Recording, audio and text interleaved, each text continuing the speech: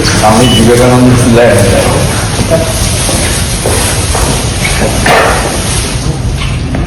জিনিসটাকে হারিয়ে স্বামী বিবেকানন্দ স্কালার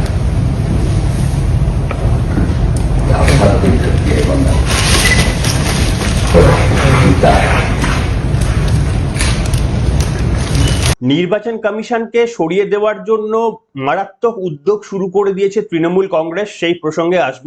কিন্তু যে ভিডিও দেখিয়ে শুরু করলাম, গতকাল নবনিযুক্ত রাজ্যপাল টি.এন. রবির সঙ্গে দেখা করলেন বিরোধী দলনেতা শুভেন্দু অধিকারী। তাকে কমলা গোলাপ উপহার দিলেন গীতা এবং গেরুয়া উত্তরীয়। বেরিয়ে এসে শুভেন্দু অধিকারী সংক্ষেপে বললেন তার সঙ্গে কি কথা হয়েছে আপনাদেরও আমি শোনাবো। মমতা বন্দ্যোপাধ্যায় যখন সাক্ষাতের সুযোগ পেয়েছিলেন, অর্থাৎ যেদিন শপথ গ্রহণ অনুষ্ঠান হয়েছিল, দিল্লিতে ছিলেন শুভেন্দু অধিকারী, তিনি আসতে পারেননি। মমতা বন্দ্যোপাধ্যায় তিনি আর.এন. রবির ওয়াইফকে কাছে টেনে নিয়েছিলেন, সেই ভিডিও দেখেছেন। যারা দেখেননি, আমার ফেসবুক পেজে প্রতিনিয়ত এই ধরনের ভিডিও আমার মেম্বাররা দিয়ে থাকে, আপনারা গিয়ে সেগুলো দেখতে পারেন। যারা সাবস্ক্রাইব করেননি, ফলো করেননি, ফলো চাইলে করতে পারেন। কিন্তু প্রশ্ন হচ্ছে, মমতা বন্দ্যোপাধ্যায় বলেছেন তাকে যে যারা বাংলাকে ভালোবাসে আমরাও তাদের ভালোবাসি বলে প্রথম সাক্ষাতে নাকি বলেছেন আর.এন. রবিকে। শুভেন্দু অধিকারী গিয়ে বলেছেন মমতা বন্দ্যোপাধ্যায় গণতন্ত্রকে হত্যা করতে, তোষণবাজদের রক্ষা করতে এবং এই ইডি সিবিআই এর রিসেন্ট ভূমিকা, ফাইল ছিনতাই থেকে শুরু করে হাইকোর্টের বিভিন্ন বিচারপতিদের নিয়ে তাদের যে মারাত্মক রকমের কোর্টের বাইরে পর্যন্ত যে ধরনের আক্রমণের শিকার হতে হয়, সমস্তটা ব্রিফ করে এসেছেন 30 মিনিটের সময়। কিন্তু তার থেকে, সেটা আমি আলোচনা করব, তার থেকে সব থেকে বড় এই মুহূর্তে আলোচনার বিষয় এই পুরো করাপশনগুলো যারা করেছেন, যে রাজনৈতিক দলটি করেছে, তাকে সরিয়ে আনার সুবর্ণ সুযোগ 5 বছর অন্তর অন্তর আসে, আবারও আমাদের সামনে এসেছে। ভারতের প্রধানমন্ত্রী আজকে আসছেন। এই সুবর্ণ সুযোগটা পশ্চিমবঙ্গের মানুষ নিতে চাইবেন, নাকি আবারও মমতা বন্দ্যোপাধ্যায়ের এই দুর্নীতির মধ্যেই নিজেদের নিমজ্জিত করে রাখতে ভালোবাসবেন? তার পরীক্ষার দিন আজকে। তার কারণ একমাত্র জ্ঞানেশ কুমার পিঠের শিরদাঁড়টা সোজা রেখে আমার আপনার ভোটার অধিকারটাকে নিশ্চিত করার চেষ্টা করছেন। তাকে সরিয়ে ফেলার সমস্ত কাজ করে ফেলেছে তৃণমূল কংগ্রেস। পারবেন সরাতে? সরালে পশ্চিমবঙ্গ শেষ। শোনাবো আজকে আপনাদের সেই কাহিনী।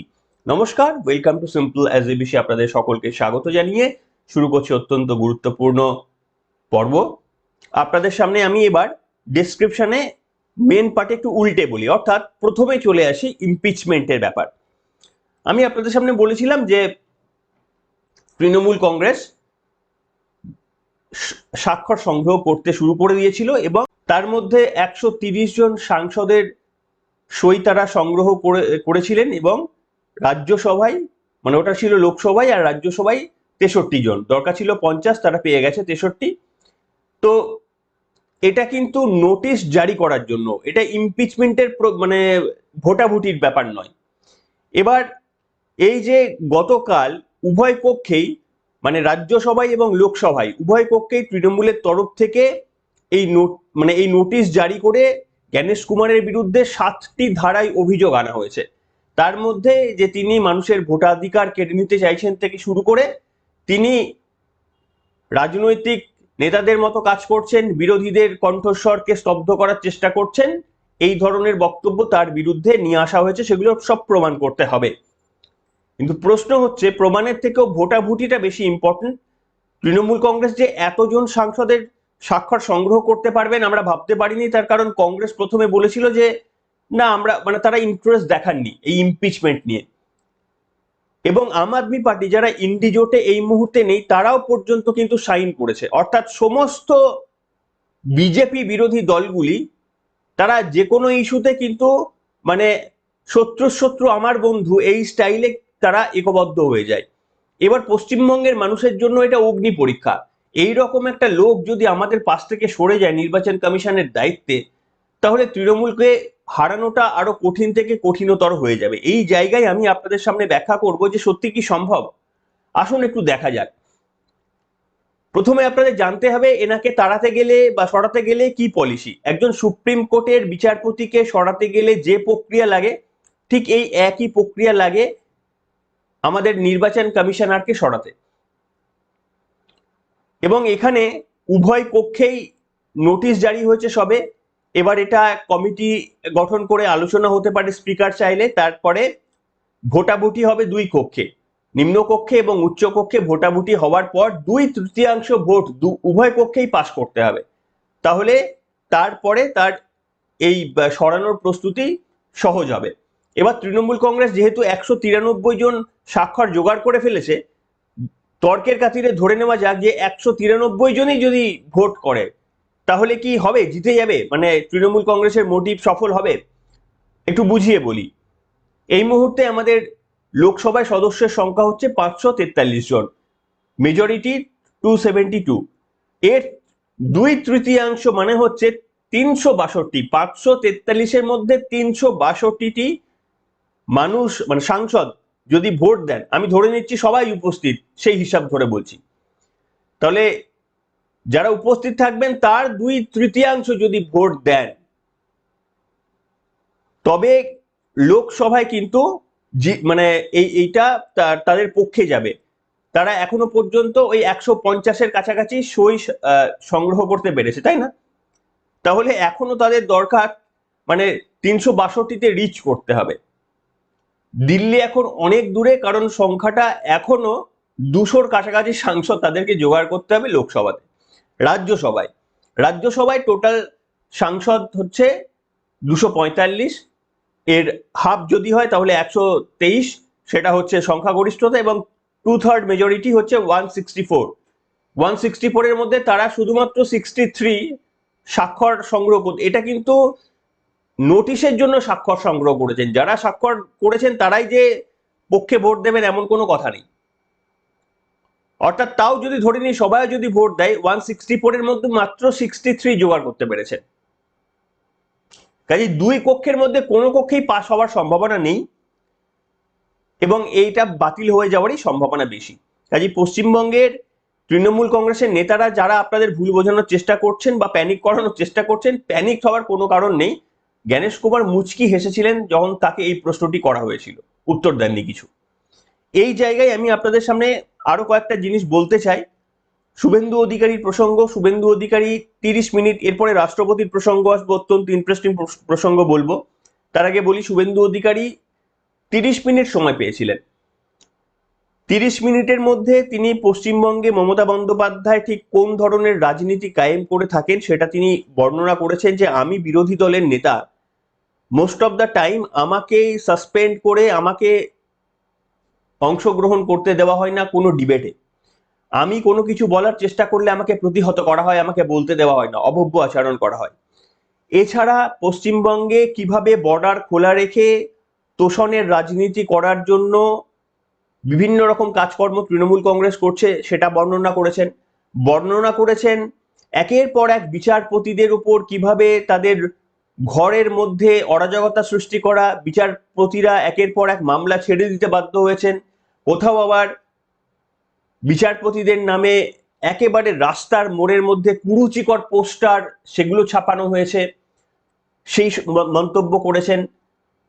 অর্থাৎ পশ্চিমবঙ্গে, এবং মমতা বন্দ্যোপাধ্যায়কে একটা সময় 5 লাখ টাকা বেঞ্চ পরিবর্তন করার জন্য 5 লাখ টাকা তাকে জরিমানা দিতে হয়েছে, ভারতবর্ষের কোনো মুখ্যমন্ত্রীকে করতে হয়নি, সেই ঘটনাও উল্লেখ করেছেন। অর্থাৎ 30 মিনিটে মমতা বন্দ্যোপাধ্যায়ের এই 10-12 বছরের অত্যাচারের কাহিনীটা তিনি স্পষ্টভাবে বলে দিয়েছেন। এখানে আমি সংক্ষেপে আপনাদের সামনে শোনাবো শুভেন্দু অধিকারী কি বলেছেন, তারপরে আসবো রাষ্ট্রপতির একটা মারাত্মক খবর এসছে সেটাতে। শুনুন। বাড়ি জমা দিয়েছিলেন, এগুলো ওনাকে বলতে হয়েছে। আমি যেটুকু সুযোগ পেয়েছিলাম প্রাথমিকভাবে ওনাকে আমি বুঝিয়ে উনি তো সংবিধানের প্রধান, তাকে বলেছি জুডিশিয়ারিতে কিভাবে মহামান্য বিচারপতি রিটায়ার্ড বিশ্বজিৎ বসু, মহামান্য বিচারপতি রিজাইন প্রাক্তন অভিজিৎ গাঙ্গুলির এজলাস, কিভাবে মহামান্য বিচারপতি অমৃতা সিনহাকে অ্যাটাক করা হয়েছে, কিভাবে কিছুদিন আগে আইপ্যাকের ঘটনা যাতে সিবিআইতে না যায়, ইডি রেড, মাননীয় বিচারপতি শুভ্রা ঘোষের এজলাস ভণ্ডুল করে দেওয়া হয়েছে ল কলেজের তৃণমূলপন্থী স্টুডেন্টদের নিয়ে। অর্থাৎ জুডিশিয়ারি এখানে বিপন্ন। এখানে রাজাশেখর মান্তার মতো সিনিয়র রেসপেক্টেড বিচারপতি, মহামান্য বিচারপতির বাড়িতে আমার এবং অমিত শাহের ছবি দিয়ে পোস্টার করেছি বলেছি। তৃতীয়, চতুর্থ বলেছি মিডিয়া পক্ষে বলুক আর বিপক্ষেই বলুক, সৎ দেখাক আর অসৎই হোক দেখাক, কোনো মিডিয়াকে ছাড়ে না। রিসেন্ট বেলডাঙ্গাতেও পরপর পিটিয়েছে। অর্থাৎ সংবিধানের চতুর্থ স্তম্ভ মিডিয়াও বিপন্ন। বিশেষ করে ইউটিউবার এবং সোশ্যাল মিডিয়ার লোকেদের তো জেলে পুরেছে, এমন কোন লোক পাঠিয়ে যারা সরকারের বিরুদ্ধে বলেছে তাকে জেলে পুরে। শুনলেন, খুব স্পষ্ট ভাষায় শুভেন্দু অধিকারী কিন্তু বক্তব্য করলেন। আমি এই জায়গায় আপনাদের সামনে গতকালে বেশ কিছু সিদ্ধান্ত নেওয়া হয়েছে। রাষ্ট্রপতি পশ্চিমবঙ্গে আসার ক্ষেত্রে মমতা বন্দ্যোপাধ্যায় যে আচরণ করেছেন, যে সিকিউরিটি সেটআপের বন্দোবস্ত তার জন্য করেছিলেন, মমতা বন্দ্যোপাধ্যায় বলেছিলেন যে আমি জানি না রাষ্ট্রপতি আসছেন। ভাবুন, রাজ্যের মুখ্যমন্ত্রী, রাজ্যপাল, তারই রাজ্যে রাষ্ট্রপতি আসছে, তিনি জানেন না, তার পুলিশ জানেন, তিনি জানেন না। তার মানে কতটা অযোগ্য তিনি মুখ্যমন্ত্রীর পদে। এবং এইখানে অমিত শাহের দপ্তর থেকে শিলিগুড়ির যিনি পুলিশ কমিশনার রয়েছেন তাকে এবং দার্জিলিং এর যিনি ডিএম রয়েছেন তাকে ডেপুটেশনে ডাকা হয়েছে। তাদের কাছে কৈফিয়ত চাওয়া হবে যে এই ঘটনার কেন ঘটেছে। এরপরে আপনারা শুনবেন যে রাষ্ট্রপতির সঙ্গে যা যা ব্যবহার করা হয়েছে আপনি কল্পনাও করতে পারেন না দেশের সর্বোচ্চ নাগরিকের সঙ্গে কোনো একটি রাজ্য সরকার এমন ব্যবস্থা করতে পারে। প্রথমত, তার ভেন্যু পরিবর্তন নিয়ে তাকে আগে থেকে কিছু জানানোই হয়নি। যে জায়গায় রাষ্ট্রপতির করার কথা ছিল সেইখানে না করিয়ে ছোট্ট একটি জায়গায় করানো হয়েছিল। দ্বিতীয়ত, যেখানে করানো হয়েছিল সেখানে 200টি কাছাকাছি সিটের অ্যারেঞ্জমেন্ট করানো হয়েছিল, 50 জন মতো বসেছিল, বাকিরা ইতিউতি এদিক ওদিক খুব অল্প সংখ্যক লোক ঘোরাঘুরি করছিল। তাদেরকে চেয়ারে বসতে বলার জন্য পুলিশকে আবেদন করেছিল রাষ্ট্রপতির সিকিউরিটি এসপিজিরা, কিন্তু পুলিশ বলে যে আমরা এখানে ডিউটি করতে এসেছি অন্য জায়গা থেকে, আমরা এইগুলো করতে পারবো না। অর্থাৎ ওখানকার যারা লোকাল পুলিশ ওসি তাদের এই কাজে লাগানো হয়নি। তারা সেই দিন কোথায় ছিলেন, কেন তারা রাষ্ট্রপতিকে সিকিউরিটি নিশ্চিত করার জন্য সেই দিন অনুপস্থিত ছিলেন। এরপরের ঘটনা, রাষ্ট্রপতি যেখান দিয়ে যান সেখানটা পুরো পুলিশ দিয়ে করিডোর করে রেখে দেওয়া উচিত, হাতে হাত দিয়ে ম্যানুয়াল করিডোর করে এরকম ভাবে রেখে দেওয়া উচিত। কোনো রকম এইরকম কোনো ব্যবস্থা ছিল না তার জন্য। তারপরে তার উপরে সিভিক পুলিশের বন্দোবস্ত করা হয়েছিল রাষ্ট্রপতির মতো সর্বোচ্চ পদের অধিকারীকে তার সুরক্ষার জন্য। এছাড়াও তিনি যে কার্পেটের মধ্যে দিয়ে হাঁটবেন সেই কার্পেটটিও ছিল একেবারে ডেকোরাম না মেনে অত্যন্ত অপরিচ্ছন্ন, অত্যন্ত জীর্ণ একটি কার্পেটের মধ্যে দিয়ে যা হোক করে তাকে মানে ওটি করা হয়। দেখে বোঝাই যায় তার সৌজন্যতার কোনো নজির রাখতে চাইছে না প্রশাসন। এছাড়াও রাষ্ট্রপতি যেখান দিয়ে যান একটা মেন রাস্তার সঙ্গে যে অলিগলি রাস্তাগুলো থাকে সেগুলোকে সেই দিনের জন্য ব্যারিকেড করে বন্ধ করে দিতে হয়। এই ডেকোরামও মানা হয়নি। অর্থাৎ 8 থেকে 10টা যা যা প্রোটোকল ছিল সেগুলো মানা হয়নি। রাষ্ট্রপতিকে রিসিভ করার জন্য নিদেন পক্ষে মুখ্যমন্ত্রী যদি না পারেন তাহলে ক্যাবিনেট লেভেলের কোনো মিনিস্টারের সেখানে যাওয়া উচিত। কেউ করেননি, কেউ যাননি। এইখান থেকে আক্ষেপের সুরে রাষ্ট্রপতি যে বক্তব্য বলেছেন সেটা অত্যন্ত সিরিয়াসলি এবং গুরুতরভাবে নিচ্ছেন আমাদের দেশের সরকার, নেওয়াই উচিত। এই প্রসঙ্গেও শুভেন্দু অধিকারীর সঙ্গে কথা হয়েছেন রাজ্যপালের। শুভেন্দু অধিকারী রাজ্যপালের সঙ্গে কথা বলে বেরিয়ে কি বললেন এই প্রসঙ্গে শোনাবো। শুনলেন, রাষ্ট্রপতি দ্রৌপদী মুর্মু মহোদয়ার সঙ্গে যা ঘটেছে এটা নিয়ে কিন্তু সকলে উদ্বিগ্ন। আমি কাউকে আবার বলছি, মিসকোট করবো, সকলে উদ্বিগ্ন।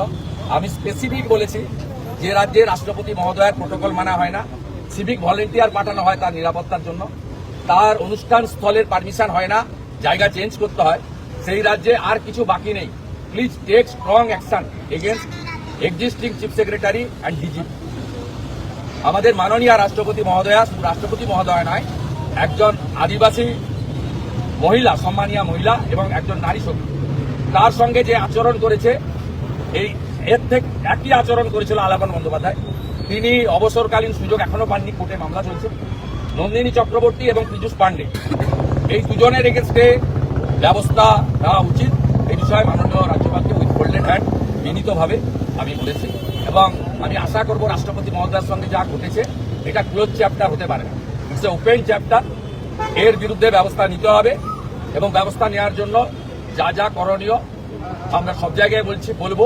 ভবিষ্যতে প্রয়োজন হলে যেটা যেটা করা দরকার করতে হবে। চিফ সেক্রেটারি এবং DGP should sack and departmental proceeding should start. এটা আমি আমার বক্তব্য। মহিলাদের সম্মান, মহিলাদের আমরাই সম্মান করতে পারি, আমাদের মতো কেউ করতে পারে না। বিজেপি করার অপরাধে দুজন আদিবাসীকে, মনে আছে আপনাদের, সেই নাকে খত দিয়ে রাতের মধ্যে যেতে হয়েছিল। এই তৃণমূল রাজনৈতিক নেতৃত্বরা তাদেরকে দিয়ে করিয়েছিল। দ্রৌপদী মুর্মু আদিবাসীদের কটাক্ষ করতে গিয়ে তার মন্ত্রী, তার দেশের সর্বোচ্চ নেত্রী, তিনি একজন মহিলা, তার শরীরের আকৃতি, মুখের আকৃতি নিয়ে অঙ্গভঙ্গি করেছেন। এর থেকে প্রমাণিত হয় যে একটা শিষ্টাচার, এবং তার জন্যে মানে কি বলবো, ক্ষমা পর্যন্ত প্রার্থ বা তাকে সেই কারণে সাসপেন্ড করা হয়েছে এমন কোনো তথ্য ছিল না। এইরকম একটা রাজনৈতিক দল পশ্চিমবঙ্গে যদি এবারের নির্বাচনে আবারও আপনারা বৈতরণী পার করে দেন, যাদের বিরুদ্ধে শুধুমাত্র এই 2-4টে আধ ঘন্টার যে কথা বললাম সে কটার জন্য নয়, আপনারা একটা বই লিখলেও একটা বইয়ের আপনি 200 পাতার বইয়ে শেষ করতে পারবেন না। দুর্নীতির অধ্যায় তুলে ধরলে 200 কেন 1000 পাতা ছাড়িয়ে যাবে, এদের দুর্নীতির অধ্যায়গুলো 1000 পাতার মধ্যেও লিপিবদ্ধ করতে আপনি পারবেন না। ভারতবর্ষ, আর্জেন্টিনা এদের একটু করাপ্টেড দেশ বলা হয়, কিন্তু তাতেও অন্য কোনো রাজ্যে আপনি এতটা করাপশন দেখতে পারবেন না যে নজির সৃষ্টি করে গেল তৃণমূল কংগ্রেস। আর এর পরেও 15টি বছর মাথায় তুলে রাখার পরেও আবারও একটা সুযোগ এসেছে 20টি বছর যেন না করা হয়। তার জন্যও যদি এখনো পর্যন্ত পশ্চিমবঙ্গের বিবেক বুদ্ধি সচেতন না হয়, এই টেলিভিশনগুলি যারা শুধুমাত্র ওই গ্যাসের দাম বৃদ্ধি আপনাদের খাইয়ে গেল, প্রধানমন্ত্রী গতকাল বলেছিলেন যে যারা এই ধরনের কাজ কারবার করছেন, যারা মিথ্যে খবর ছড়াচ্ছেন, যারা মানুষের মধ্যে ভয়ের সৃষ্টি করছেন, কড়া ব্যবস্থা নেওয়া হবে। তারপরেই দেখলাম ঘন্টাখানেক সঙ্গে সুমনের বিষয় পরিবর্তন হয়ে গেছে। টানা 2 থেকে 3 দিন কন্টিনিউয়াসলি ঠিক তৃণমূলের যে এজেন্ডা ছিল সেই এজেন্ডাকে চালিয়ে দেওয়া হলো। এইগুলো যদি বুঝতে না পারেন, আর এইগুলো না বুঝে যদি ওদের ফাঁদে পা দিয়ে যদি কোথাও আবারও চতুর্থবারের জন্য এই সরকারকে নিয়ে আসেন, তাহলে সংবাদ মাধ্যম তো নির্বাচনের সময় কত টাকা কামানো আমার পক্ষে বলা সম্ভব না।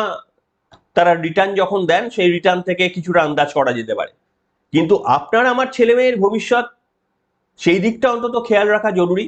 যদি এই 5 বছরে না পারেন, তাহলে আপনার ছেলের বয়স এই মুহূর্তে 30 হলে আরো 5 বছর মানে 35, চাকরির সুযোগটা কার্যত হাতছাড়া।